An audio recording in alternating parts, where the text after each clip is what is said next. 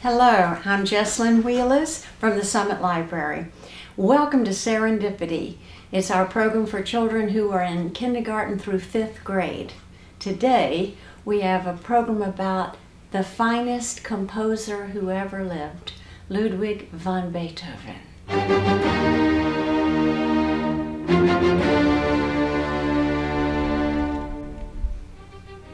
I think most of you have heard that beginning part of Beethoven's 5th Symphony before.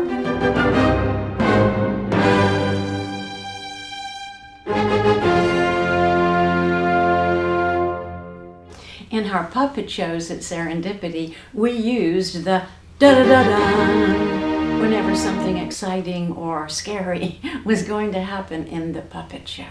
They say those 4 notes, da-da-da-da, are among the most famous in the world. Now we are going to read this book about Beethoven. It has some cartoons in it that are a lot of fun, but it has true facts about his life and what an interesting life he had. Ludwig van Beethoven was born in Bonn, Germany in 1770. He came up with new, thrilling, and expressive ways of putting musical sounds together that changed the history of music forever. Ludwig van Beethoven's best-known pieces were very different from the light, cheerful classical music people were used to hearing at a royal gathering, a dance, or a party. Ludwig's music let people feel things about the joy, sadness, and stress of life. It was sometimes very loud and exciting, and often beautiful enough to give you goosebumps all over. So it wasn't the kind of music that was going to go over very well at a polite party or dance. Now in this picture, you see that the orchestra was playing Beethoven, some music by Beethoven, and the people at the party have gone completely wild. There's a lady swinging from the chandeliers, 2 men swinging from other chandeliers. This man's put a cake on his head, and this one is pouring juice on his head. This one is banging on the floor. So the person who's giving the party, the host, says, "That does it. From now on, we're not playing Beethoven's music till after dinner." Beethoven grew up in a time of history that was referred to as the Age of Enlightenment. That's when people were very interested in education and science, new ideas, and the beauty and wildness of nature. Also, interestingly, for the first time in Europe, people began to feel that perhaps they did not want to be ruled by a king or queen or dictator, that they might want to have rights of their own and to be able to rule themselves. Now that is a new idea. That was what was going on in America, of course, beginning in 1776. Now, Beethoven, at an impressionable age, when he was a teenager, heard and learned about the French Revolution and the leader Napoleon. So he felt that they were fighting for the rights of everyone, and Napoleon was his great hero. So his 3rd symphony is called Eroica, or Heroic, and that he wrote in honor of his favorite hero at that time, Napoleon. Now, Ludwig van Beethoven's father and grandfather were court musicians of the prince in Bonn, Germany. You had to be a very good musician to belong to the court of the prince and play regularly for him. So Beethoven's father, of course, wanted his son to go on in his same career.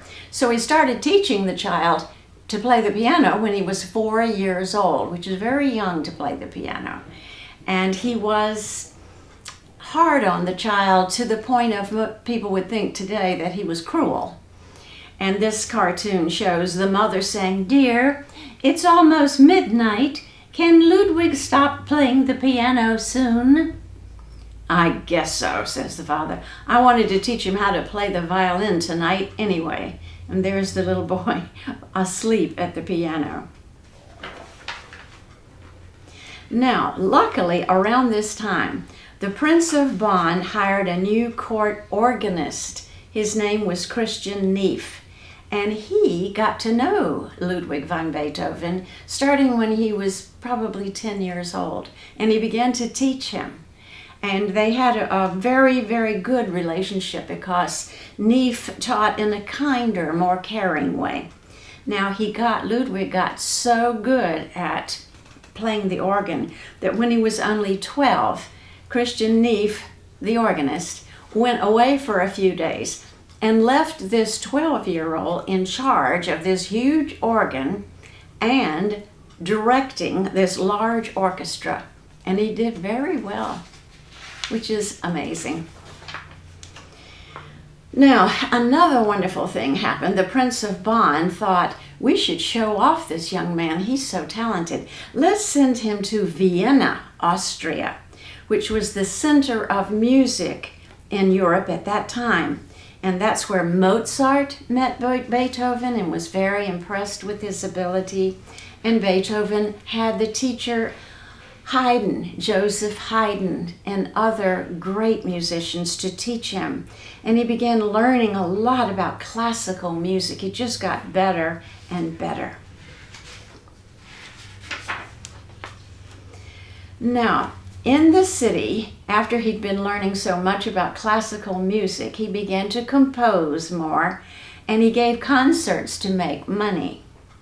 Beethoven was a big hit in Vienna, not so much for his compositions at the time, but for his great piano skills. People loved to hear his playing. He gave new twists to music and became as popular as any rock star today. And in this cartoon, you see the announcer saying, and now, ladies and gentlemen, live from Bonn, Ludwig van Beethoven. And everybody has on a Ludwig t-shirt. Because Beethoven had a lot of problems with a forceful personality, people sometimes thought he was crabby or grouchy. Maybe he was, but he wrote to his brother, I know people think that about me, but the true problem is I'm losing my hearing. And if they say something to me, I can't really hear them. So I just go on and ignore them. And I know they think I'm rude, but he didn't want anybody to know that he was losing his hearing, because then they would lose respect for him as a musician. In this cartoon, the man is saying, Beethoven didn't even say hello. I've never seen such a rude person. You better watch your children. I heard he might be crazy. I don't know if he's crazy, but he certainly is a grouch. And Beethoven is thinking, what a nice group of people. I wonder what they're saying, because he can't hear. Now, he tried very, very hard not to let the fact that he was losing his hearing interfere with his work. He just worked harder and harder, writing beautiful string quartets, sonatas, concertos, and symphonies. He is probably best known for his 9 symphonies. A symphony is an important musical work played by an orchestra. Now, as you know, one of Beethoven's most famous themes is only 4 notes long. Let's see if you could sing that. Da-da-da-da. All right. Another wonderful symphony that he wrote is the 6th Symphony, which is called the Pastoral Symphony. He spent some time out in the country, just relaxing and looking at the beautiful countryside. And that's when he wrote the Pastoral Symphony, the 6th Symphony. And in this cartoon, he's directing the birds, because in the Pastoral Symphony, there's a part that sounds like bird calls. So in the cartoon, the birds are looking at him and he's writing music and he's saying, okay, everybody, once more from the beginning, and let's try to get it right this time. Directing the birds. Now, Beethoven's last symphony, amazingly, the 9th Symphony, is considered to be the best thing that he wrote. And the incredible part of that is that he was completely deaf when he wrote it. How is that possible? And it is considered to be the finest thing that he wrote. what is particularly interesting is that there's a chorus of singers in the Ninth Symphony who are singing what is known as the Ode to Joy. And it's as if Beethoven is saying, no matter how hard life seems to be at times, whatever things go wrong, if you try hard enough, you can be joyous even with all these problems. If you try hard enough, you can do anything you want, like I did. Now, it's easy to find Beethoven's music on the radio. Libraries have compact discs. And maybe there are space aliens, this next cartoon shows. Maybe there are space aliens listening to his music right now, because a recording of the Fifth Symphony went up with Voyager 2 in 1977. So if any alien is lucky enough to find Voyager 2, they'll be listening. Now in the picture, one alien says, "Would you kids turn that racket down? Your father and I are trying to listen to Beethoven." Okay, and that is the book, The Story of Ludwig van Beethoven. Now we're going to listen to the Ninth Symphony now, especially the part that's the Ode to Joy. You probably have heard this tune many times before. It's a hymn that people sing in church, and this is the way I know it. Joyful, joyful, we adore thee, and so forth. So we're going to listen to that now.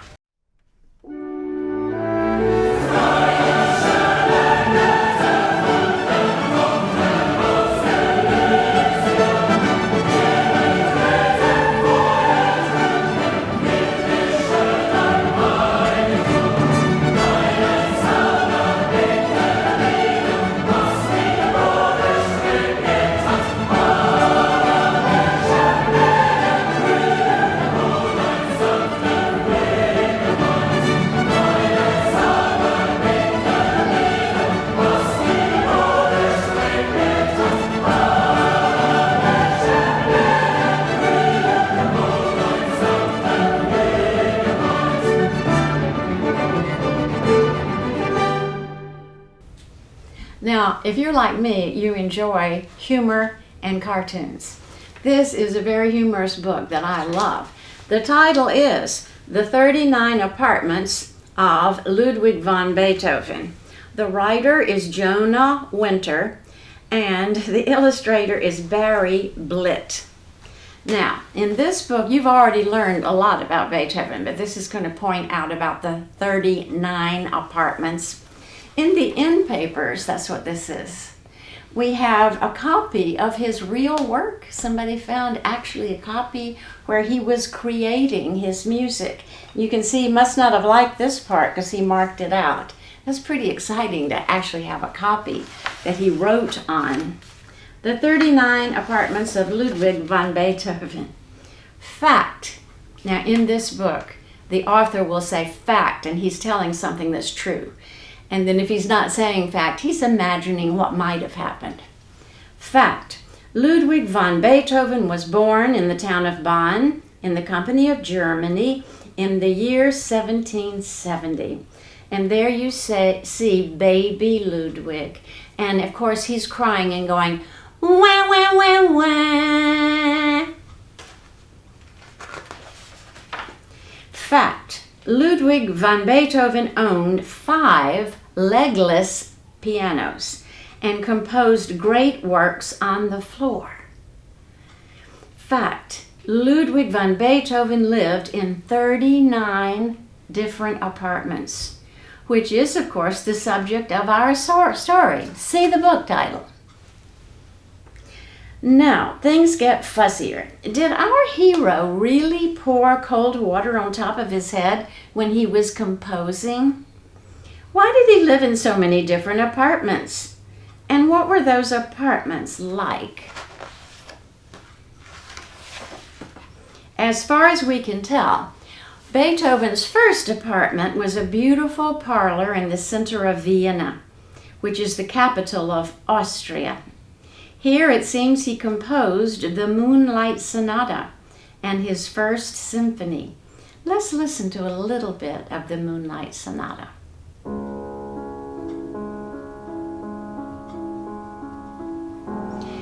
But even though this was a lovely apartment, Beethoven forgot something. He forgot to pay the rent. So he was kicked out. This was a problem because, fact, it is very difficult to move a piano.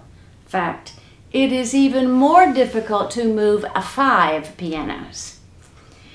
After 2 centuries of research, we still have no clues to how all the pianos made it from one apartment to another. Nor can we be certain that the following sentence is true, but here it is. Ludwig van Beethoven's next home was a basement apartment in a dangerous part of town. Here he composed piano sonatas 3 through 17, his violin concerto in D major, and the Second Symphony. Why did Ludwig move after only 8.5 days? Well, his diary does mention that there was a hideous, stinky cheese smell that filled his apartment. So maybe that is why he moved. Nor do we truly know how the pianos made it out of the building, but scuff marks discovered in the hallway can mean only one thing. The pianos must have been slid through the back door, then drawn up to the roof by a system of pulleys and lowered into a second-floor balcony at the front of the building. Now, this is the author's imagination because we do not know how these pianos were moved. Where the neighbors must have been kind enough to allow the movers to wheel the pianos through their apartment to the stairway. There, one of the movers is stepping on a cake. Down the stairs and out the front door. It is unclear how the pianos made it into Ludwig van Beethoven's next apartment, which was like a palace, full of light and air. From the terrace, he had a view of the Danube River, and it is likely that the smell of Viennese coffee wafted in through his open windows. That sounds like an ideal apartment. Here he composed symphonies 3 through 5, piano sonatas 18 through 23, and many chamber works, in addition to several string trios. It was a very busy time, but the problem was, as you know, Ludwig was losing his hearing, and so he had to bang quite loudly on the 5 pianos to hear anything. Much research has revealed that there were complaints from the neighbors about the noise. Bits of paper with the German words for "shut up," this is just his imagination, have been discovered. And there are dents in the ceiling of the downstairs neighbor, probably made by a broomstick banged repeatedly. Poor Ludwig, again, was kicked out. Now, if you look up at the top of the picture, you see a baby crying from the loud playing. You see a dog barking because of it. This person is stomping on the floor, hoping that Ludwig will hear it and stop. And this is an angry little boy. And down underneath, the man is poking the ceiling with a broom. By now, the movers were certainly getting fed up. The diary of one Anselm Schwartz, we find the following translated into modern English. "After this move, I'm out of here. That dude is whacked in the head." Now, we have no idea if he really thought that or said that, but that's the author's imagination. The records do show that this job was a humdinger. The easy part was moving the pianos out. They were simply lowered from the balcony and all went smoothly.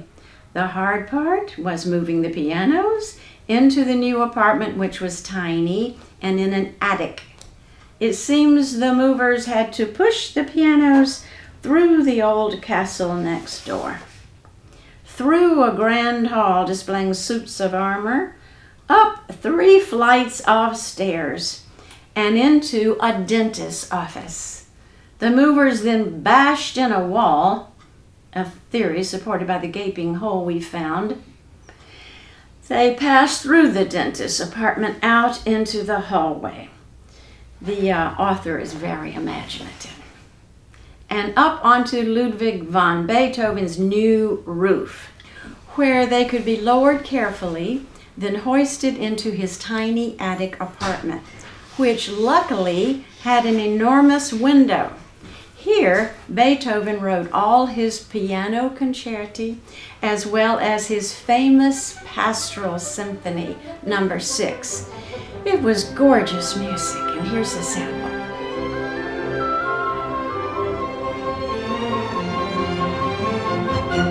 But repeated complaints were filed with the local magistrate, mostly by one neighbor, a certain Fräulein Ing Hausfrau.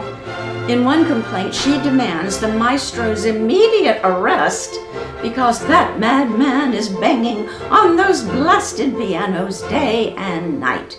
And there you see her pounding on the window. And yet it appears that Ludwig could hardly hear his pianos at all. After much growling and pouring of water over his own head, he quite likely decided that there must be something wrong with this apartment. It was time to move again. Probably because it had been so much work getting the pianos into this apartment, Ludwig van Beethoven decided to leave them. He needed some new pianos anyway, since the old ones weren't loud enough. Or so he thought. Remember now, a lot of this, most of this, is the author's imagination. By now, Beethoven's hearing had gotten so bad that when he played his new pianos in his stylish new loft-style apartment, he played bangingly loud. This notion is supported by a startling discovery made in his neighbor's apartments. Hundreds of cotton balls. Clearly, they used these to stop up their ears because the noise was unbearable. And the neighbors must have been furious. Scraps of an old eviction notice showed that Ludwig van Beethoven was booted after only one day. It should be noted, however, that during that one day, he composed 10 violin sonatas, 2 more symphonies, and 1 more string quartet. It seems to have been a good place to work. Not surprisingly, the great composer was somewhat upset at being kicked out. "Don't these fools know who I am?" he scrawled on the bathroom wall. Stains reveal that he then dumped another bowl of water on his head. Certainly the movers had lost all patience with schlepping Ludwig's many pianos up and down stairways. A diagram has been found clearly drawn by mover Schwartz and revealing a new plan in which the pianos would never have to touch the ground. A large slide would be constructed, much like a cement truck's enormous funnel. The movers must have studied the bowl plan carefully before attempting it. The slide would stick out the window and extend all the way to a chimney several blocks away. The pianos would slide out the window toward the chimney, where a catapult would shoot them up in the air. Ach! The pianos would then fall straight through a hole in the ceiling of Ludwig van Beethoven's new apartment, where a gigantic piano-sized pillow would cushion their fall. But according to various eyewitness accounts and newspaper articles from that day, the entire device blew away in a storm. The author of this book has quite an imagination, doesn't he? I think he had fun thinking up these ideas. Fact, and that's all we know about the 39 apartments of Ludwig van Beethoven. The end. Now, I always like to show you a craft that you could easily make at home with paper and things that you have at home. So all you need to make this little keyboard is some black paper and some white paper. And construction paper is fine. I used cardstock because I had some. At any rate, what you do is cut out this sort of rectangle with the black paper. Then cut out, my glue didn't really hold too well, huh? Use some glue that really holds well. Mine didn't hold too well. Anyway, then cut out a smaller piece of the white paper, so that small enough so that you have a black border all around it. All right. Then get a ruler and mark off 1-inch spaces from one end to the other. That's 1 inch, then 1 inch, there, that line. 1 inch, 1 inch, all the way. So they're all 1 inch apart. Then you need some little slips of black paper to make the black keys. You know a piano has white keys and black keys. So what you do is on the first line you make, put a black key. On the second line, another black key. Then a blank and a blank. And then 3 more on those lines. Then none on that line. And then 2 more. And what you end up with is C, D, E, F, G, A, B, C, D, E. Or if you prefer numbers, you will have 1, 2, 3, 4, 5, 6, 7, and then start over 1, 2, 3. So I hope you have fun making your own little keyboard, and if you want to, you can pretend that you're playing it. Now next week we're having a program called Fly Me to the Moon, and we are going to have a lot of fun with it. There will be plenty of jokes about the moon, and it's just going to be a lot of fun. I'll see you then.